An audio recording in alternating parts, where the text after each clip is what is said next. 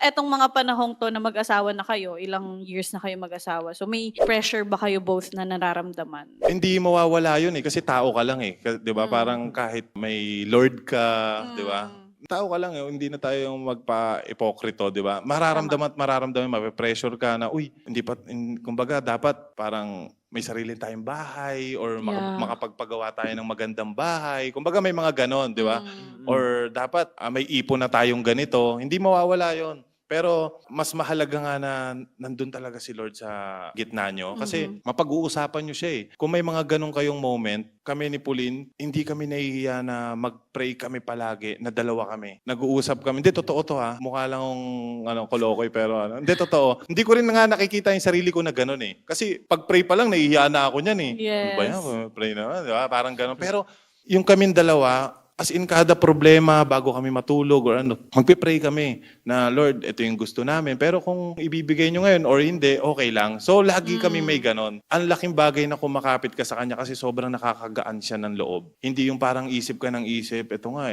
hanggang sa tatagal kayo na yung nag-aaway dalawa. Kasi kada isip nyo, di ba? Ikaw kasi, konti pa lang yung ipon mo. Ikaw kasi, ganito yung... May So nagaganon na. sumbatan. Pero dahil may Lord ka, napag-uusapan nyo na, Lord, na marunong ka mag-antay, marunong ka maging kontento. Ayun yung malaking bagay na natututunan namin lalo na pag kinakausap namin si Lord.